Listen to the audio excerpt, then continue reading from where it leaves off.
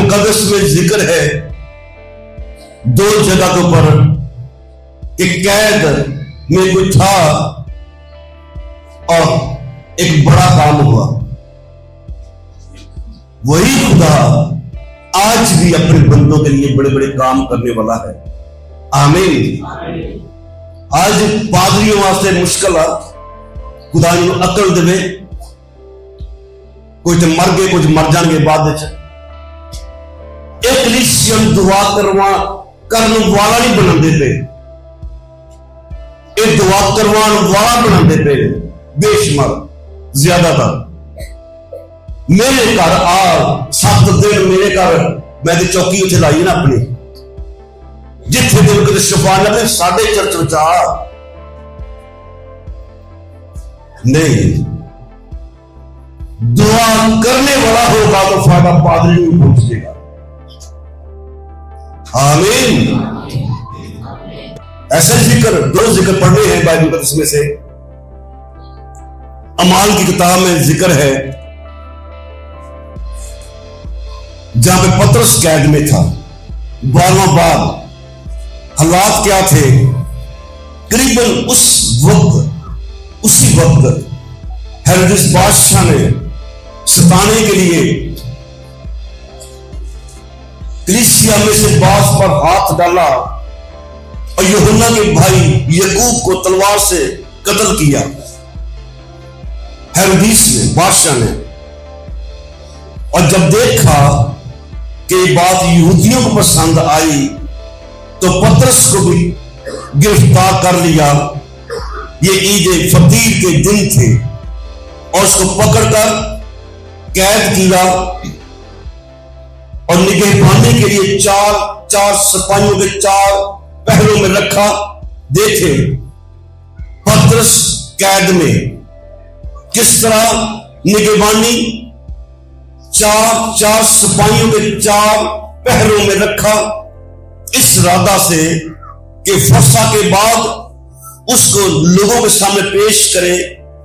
बस ये है, कुछ मेहनत की जाए तो फर्क नजर आएगा। बस कैद खाना में तो पतरस की निगहबानी हो रही थी। उसको तो 4 सिपाहियों के पहले में रखा गया था, क्योंकि पहले याकूब को कत्ल करवाया जा चुका। अब हो सकता है कि ये पतरस की भी बारी आ जाए। और बाइबल कहती है बस कैद खाना में तो पतरस की निगहबानी हो रही थी। पतरस की तो निगहबानी हो रही थी, मगर कलीसिया उसके लिए बदिलो जान खुदा से दुआ कर रही थी। क्यों कर रही थी? पतरस ने कलीसिया को दुआ करने वाला बनाया। अगर ना बनाता तो आज कलीसिया उसके लिए बदिलो जान दुआ करने वाली ना बनती। फायदा पतरस को मिला है, वो बदिलो जान दुआ कर रही थी। और बाइबल कहती है कि जब हेरोदेस उसे पेश करने को था तो उसी रात वो जंजीरों से बंधा हुआ 2 सिपाहियों के दरमियान सोता था। देखे हेरोदेस परेशान हो सकता है, यहूदी परेशान हो सकते हैं, लेकिन खुदा का बंदा आराम ना सोता है। हालेलुया। वो चैन से है, वो दरमियान में सोया था। उसके पहरेदार तो जाग रहे होंगे, लेकिन वो सो रहा है। और पहरे वाले दरवाजा पर कैद खाना की निगहबानी कर रहे थे कि देखो खुदावन का एक फरिश्ता आ खड़ा हुआ और उस कोठरी में नूर चमक गया। हालेलुया। किसकी बदौलत कलीसिया दुआ कर रही थी? खुदा का बंदा खुदा का बंदा पतरस कैद में है और उसकी दुआ की जा रही है और खुदा का नूर चमकता है उस कोठरी में। और उसने पतरस की पसली पर हाथ मारा। उस फरिश्ते ने उसे जगाया, कहा जल्द उठ। और जंजीरें उसके हाथों में से खुल पड़ी। हालेलुया। आज ऐसी कलीसिया कहां से लाए कर कि जंजीरें खुल जाए? आज मुश्किल यह है, आज तो दुआ करने वाली कलीसिया बनो, दुआ करवाने वाली बन गई। दुआ करने वाली कलीसिया थी, पतरस की कैद करता वो हमें लिखा गया है, तो जंजीरें खुल गई।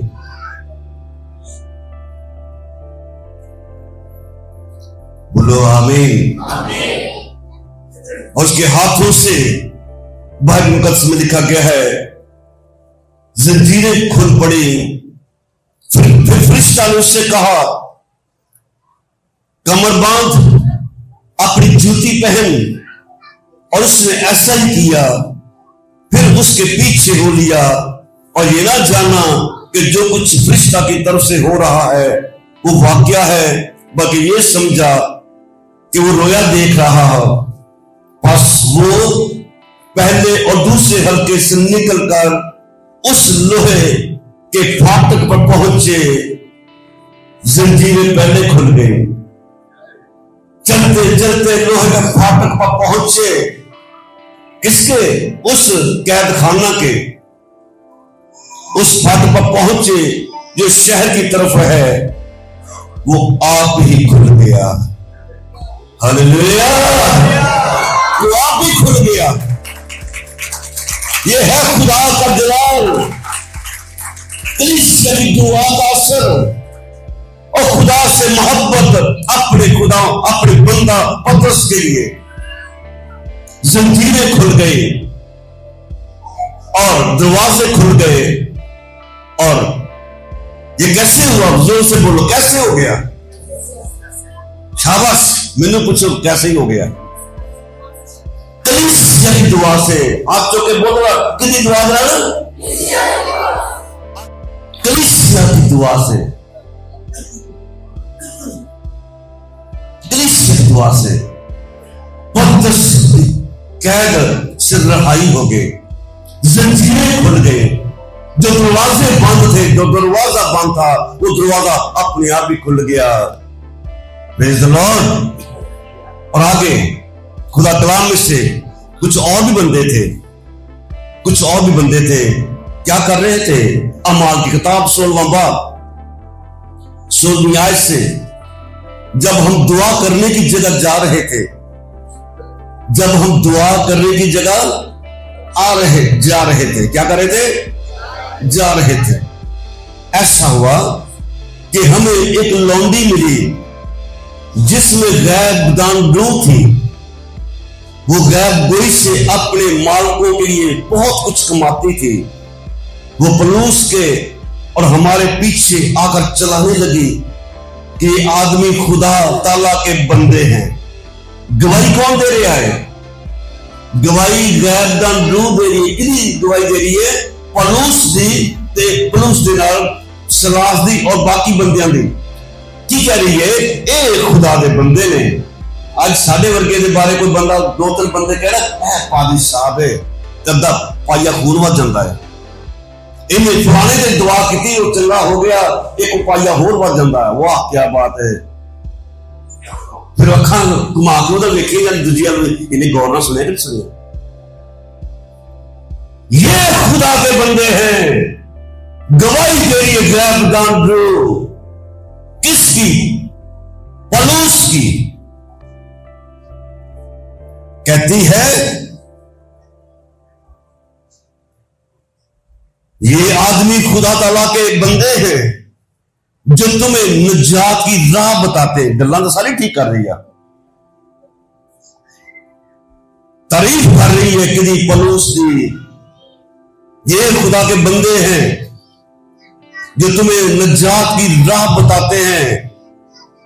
वो बहुत दिनों तक ऐसा ही करती रही।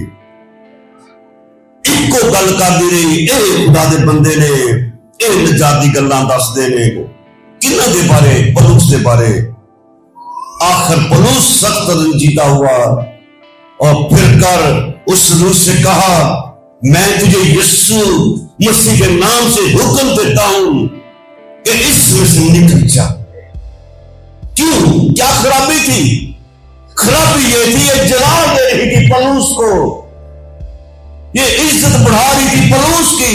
और आज से बेशुमार पादरियों ने पोस्टर तुझे को बदरू निकाली जाएंगी, ये कर दिया जाएगा, वो कर दिया जाएगा।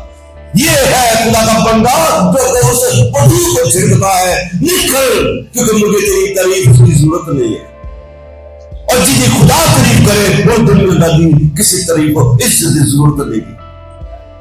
हालेलुया। पौलुस ने उसे झिड़का, निकल जा, यीशु मसीह के नाम से हुक्म देता हूं, इसमें से निकल जा। और उसी घड़ी निकल गई। और अगला हालात सुने 19वीं आयत।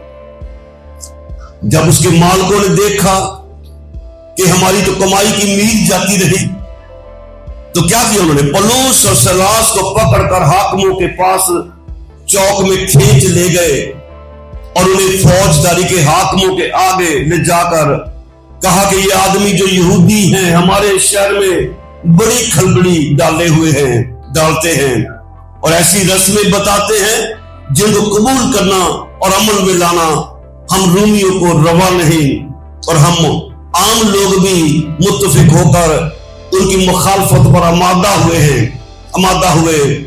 और फौजदारी के हाकिमों ने उनके कपड़े फाड़कर उतार डाले पौलुस से। क्यों?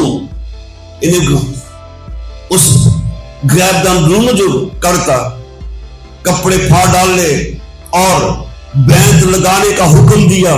बॉस से बैंत लगवाकर उन्हें सुने प्लीज, क्या कसूर था इसका पौलुस का? लोगों का बैंत लगे, कितने जोरों से मारते होंगे। पौलुस को नहीं, बाकियों को भी, साथियों को भी। सारे हालात सुनते रहे। बैंत लगवाए गए, वो बहुत से बैंत लगवाकर उन्हें कैद खाना में डाला। दरोगा को तकीद की कि बड़ी होशियारी से उनकी निगहबानी करे, और उसने ऐसा हुक्म पाकर उन्हें अंदर के कैद खाना में डाल दिया। सबको अंदर जो कैद खाना से दरमियानी उसे डाल देता और उनके पांव काठ में ठोक दिए। असी गीत गान की बड़े खुश हैं, जंग जिन्हां दी लड़दा हुआ वो जंग कदी नहीं हारदे। इहो जगह से जिथे पैर काट में ठोके गए सन पौलुस दे और उस शिगिर्दां दे, उनके पांव काठ में ठोक दिए गए।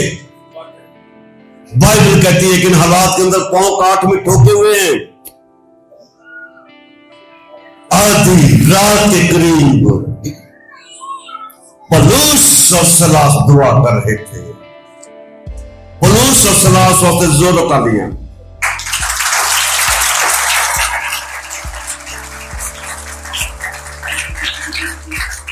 पांव काठ में ठोके गए हैं। अगे तो जेड़ा बंदा भी तुहाडे घर च बोलेगा मेरी लत्तां बड़ी दर्द करदियां हैं, तुम बोलो कि मैं तेरे मुंह में चपेड़ मार जोगा नहीं गा, तो नहीं मार जोगे, अपने मुंह आपे चपेड़ मार, मुंह तो ठीक है ना। लत्तां तेरी दर्द कर सकती है, मुंह तेरे दर्द नहीं करता पिया।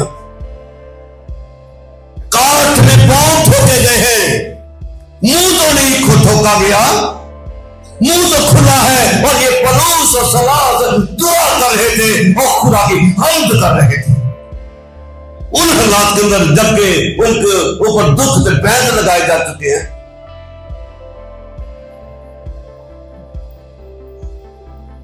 आज कितों खुदा है जो बंदे लभे, तेरे जी कलीसियत बंदे लभन। आज वो चले गए, आज असी दुनिया में मौजूद है। फिर उसकी बरकत भी आती है। खुदा की हम्द का के गीत गा रहे थे, कैदी सुन रहे थे, कैदी सुन रहे थे। क्या गीत गा रहे होंगे? जंग जिन्हां दी लड़दा हवा जंग कदी नहीं हारदी। क्या गीत गा रहे होंगे, रहेगा नाम सदा तिकर मसीदा।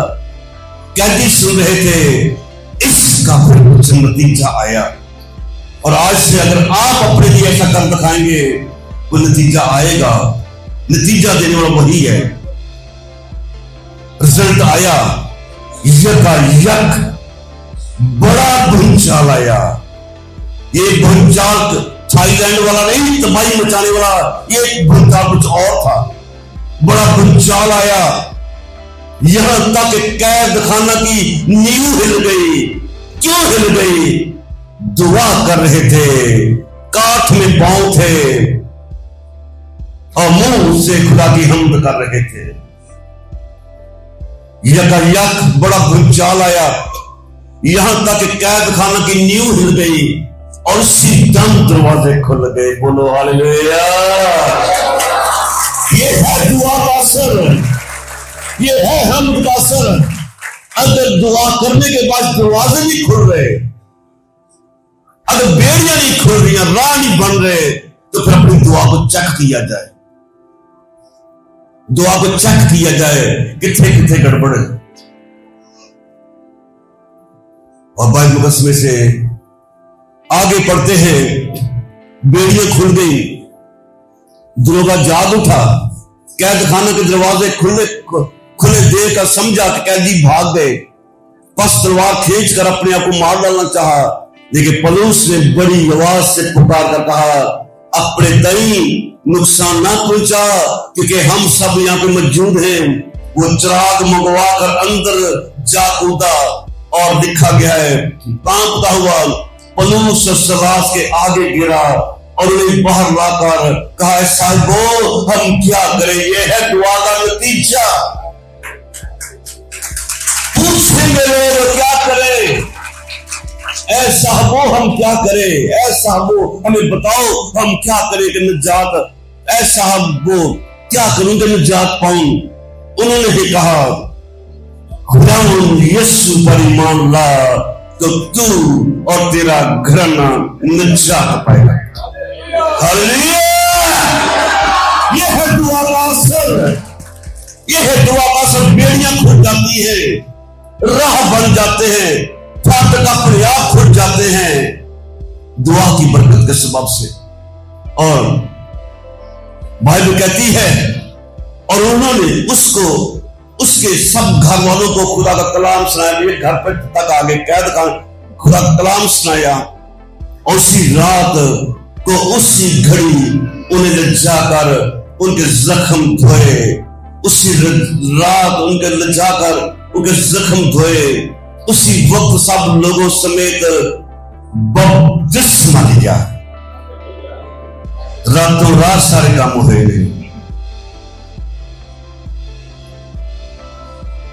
एक दफा फिर पौलुस से सलास और तालियां।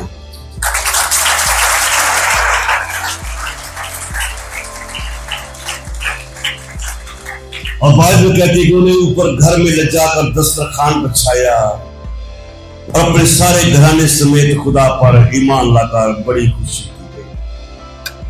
हालेलुया। कहीं खड़े होकर कुछ अपनी दुआ को वार्म अप करें। अपनी दुआ का कौन कौन से दरवाजे बंद हैं, कौन कौन सी मुश्किलों की बेड़ियों ने जकड़ रखा है, कौन कौन सी लापरवाहियां जुदा नहीं हो रही, सब दुआ करना शुरू करें। दुआ करें, अपने अपने घर के अंदर देखें, सोचे कहां कहां पर मुश्किलें नजर आ रही हैं। काठ में पांव थे लेकिन दुआ जारी थी। तो दोनों से गाय में जंग जिन्होंने लड़ता यहोवा, तो जो जंग लड़ता है अपने बंदों उसके में दोनों हाथ उठाए, दोनों हाथ उठाए उस खुदा के जुर्मे। ये खुदा जो मेरी जंग लड़ने वाला है, तो मुझे रहाई देने वाला है, तो मेरा खुदा है